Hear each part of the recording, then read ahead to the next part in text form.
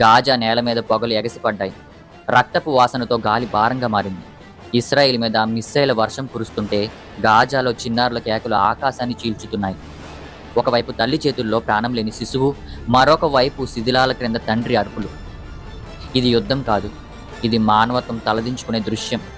నిన్నటి వరకు కలలతో నిండిన ఇల్లు ఈరోజు బాంబుల ధ్వనిలో కూలిపోయాయండి. ఆసుపత్రుల్లో రక్తంతో తడిసిన మంచాలు, వీధుల్లో భయంతో పరుగులు తీస్తున్న ప్రజలు. గాజా పిల్లల కళ్ళలో భయం కాకుండా ప్రశ్న ఒకటి ఉందండి, అదే మా తప్పేంటి? ఇజ్రాయెల్ ప్రజలు కూడా రాత్రులు నిద్రలేక కాపులు కాస్తున్నారు. ఎందుకంటే ప్రతి సైరన్ ఒక మరణం దిశగా పిలుపు కావచ్చు. ఈ యుద్ధం గెలిచేది ఎవరైనా కావచ్చు, కానీ ఓడిపోతున్నది మాత్రం మానవత్వమే. Hi everybody, praise the lord అండి. అందరికీ మరణాత. ఇజ్రాయెల్కి గాజాకి మధ్య జరుగుతున్న యుద్ధం గురించి మనందరికీ తెలుసు.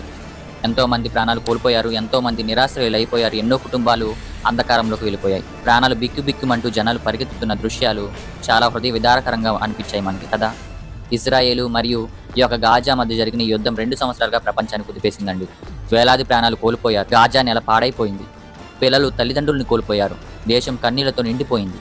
ఇప్పుడు చివరికి అమెరికా అధ్యక్షుడు ట్రంప్ నేతృత్వంలో United states, Egypt, Khattar, Turkey దేశాలు కలిసి ఒక ఒప్పందానికి సంతకం చేశాయండి.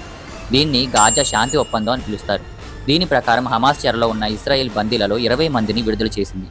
దానికి ప్రతిగా ఇస్రాయేల్ దాదాపు 1900 మంది పాలస్తీనియా ఖైదీలను విడిచిపెట్టబోతుంది. అలాగే ఈజిప్టు సరిహద్దు ద్వారా వందల కొద్ది సహాయక ట్రక్కులు గాజాలోకి ప్రవేశించి ఆహారము, ఔషధాలు, అవసరమైన వస్తువులు తీసుకెళ్తున్నాయి. ఇది 2 సంవత్సరాలుగా రక్తసిక్తమైన యుద్ధానికి తాత్కాలిక ముగింపు అని ప్రపంచ దేశాలు చెప్తున్నాయి. కానీ ఈ మొత్తం పరిస్థితిని చూస్తే బైబిల్ మనకు ముందే చెప్పిన మాటలు మన కళ్ళ ముందు నిజమవుతున్నట్లు ఉంటుంది. యేసు ప్రభు వారు మత్తయి సువార్త 24వ అధ్యాయంలో చెప్తారు, యుద్ధ వార్తలు వింటారు, అక్కడక్కడ భూకంపాలు కలుగుతాయి, అయినను మీరు కలవరపడకండి అని చెప్పి సెలవిచ్చారు. ఈ సంఘటనలు యాదృచ్ఛికం కాదండి. దేవుడు చెప్పిన కాల సూచనలు ఇవే. యుద్ధాలు, శాంతి ఒప్పందాలు, దేశాల మధ్య కలహాలు ఇవన్నీ చివరి దినాల్లో జరగబోతాయని యేసు ప్రభు వారు ముందుగానే హెచ్చరించారు. అయితే ఇజ్రాయెల్ దేవుని ప్రజల దేశం. ప్రపంచం అంతా దాని చుట్టూ తిరుగుతున్నట్లు కనిపించినా వాస్తవానికి దేవుడు తన యోజన ప్రకారం చరిత్రను ముందుకు నడుపుతున్నాడు. ఈ బందీల విడుదల మనుషుల చర్చల ఫలితం మాత్రమే కాదండి, ఇది దేవుని స్వభావం కూడా. బంధింపబడిన వారిని విముక్తి చేయడమే ఆయన సంకల్పం. యెషయా గ్రంథంలో ఏమని వ్రాయబడిందండి? బంధింపబడిన వారికి విమోచన ప్రకటించుటకును, చెరలోనున్న వారికి విడుదల ప్రకటించుటకును ఆయన నన్ను అభిషేకించును. ఇది యేసుక్రీస్తు వచ్చిన ముఖ్య కారణమైనది. ఆయన శరీర బంధనాల నుండి మాత్రమే కాకుండా పాప బంధనాల నుండి కూడా మనల్ని విడిపించడానికి వచ్చాడండి. ఈ శాంతి ఒప్పందం ప్రపంచానికి ఆశనిస్తున్నట్లు కనిపిస్తుంది, కానీ దేవుని వాక్యం చెప్తుంది ఏంటంటే మనుషులు చేసిన శాంతి తాత్కాలికం, అంటే దేవుడిచ్చిన శాంతి శాశ్వతం అంట. యోహాను సువార్తలో యేసు ఇలా అంటాడు, నేను మీకు సమాధానం ఇస్తున్నాను, అంటే నేను మీకు శాంతిని అనుగ్రహిస్తున్నాను, లోకంలో ఇస్తున్నట్లు నేను ఇయ్యడం లేదు. సో ఈ శాంతి ఒప్పందం కాగితం మీద ఉన్న శాంతి, కానీ యేసు ఇచ్చేది మాత్రం మన హృదయంలో ఉండే సమాధానం. గాజా నేల ఇప్పుడు పాడైపోయింది. ఇళ్లను తిరిగి కట్టడానికి, జీవితం తిరిగి మొదలు పెట్టడానికి మానవ క్షమాపణ, ప్రేమ, సహకారం అవసరం.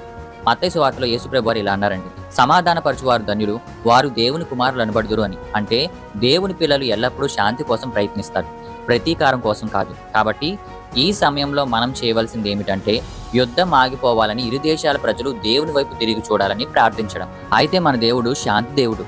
ఆయన ఉద్దేశం మనుషులు యుద్ధం చేయడం కాదు, సమాధానంగా జీవించడం. ఈ సంఘటన మనం చెప్తున్నది ఏంటంటే మనిషి ఎంత పెద్ద ఒప్పందం చేసుకున్నా అది శాశ్వతం కాదు. నిజమైన శాంతి యేసుక్రీస్తులోనే లభిస్తుంది. యుద్ధాలు ఆగినా మన హృదయంలో దేవుని శాంతి లేకపోతే అది అసంపూర్ణమైన శాంతి. కాబట్టి మిత్రులారా, ఈ ప్రపంచం చివరి దశలో ఉంది. ప్రతి యుద్ధం, ప్రతి విరమణ, ప్రతి ఒప్పందం మనకొక జ్ఞాపకం. దేవుని రాజ్యం దగ్గరలో ఉంది. కాబట్టి భయపడకుండా మన హృదయాలను దేవుని వాక్యంపై నిలబెట్టి శాంతి కోసం ప్రార్థిద్దాం.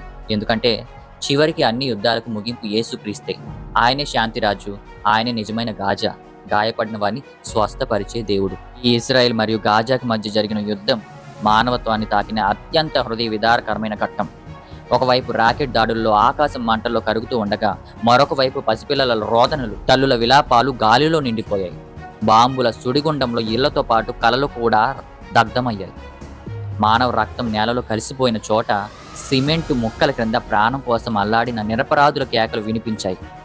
గాజాలో శవాల మీదే రోడ్లు వేసినట్టు కనిపించిందండి.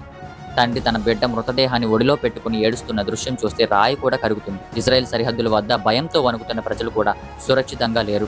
ఎందుకంటే యుద్ధం ఏ పక్షానికి విజయం కాదు. ప్రతి గుండెల్లో ఓ నష్టం, ప్రతి ఇంట్లో ఓ ఖాళీ కుర్చీ మిగిలిపోయింది. దేవుడు మనిషికి శాంతినిచ్చాడు కానీ మనిషి యుద్ధాన్ని ఎంచుకున్నాడు. ప్రేమనిచ్చాడు కానీ మనిషి ద్వేషాన్ని పెంచుకున్నాడు. ఈ యుద్ధం కేవలం 2 దేశాల మధ్య జరగలేదు. ఇది మనసుల మధ్య కరుణ, మనుగడ, మానవత్వం చనిపోయిన ఒక నిశ్శబ్ద సమరం. నమ్మిన వాళ్ళు ఆమేన్ చెప్పండి. అలాగే ఈ వీడియో కనుక మీకు నచ్చినట్లయితే లైక్ చేసి, నాకు ఇంకా మీ సపోర్ట్ ఇవ్వాలనుకుంటే ఈ ఛానల్‌ని సబ్స్క్రైబ్ చేసుకోమని ఆశిస్తున్నాను. నెక్స్ట్ వీడియోలో బైబిల్ దృక్పథంతో మరొక అంశంతో మీ ముందుకు వస్తానండి. ప్రైజ్ ది లార్డ్ అండి. అందరికీ మరణాత.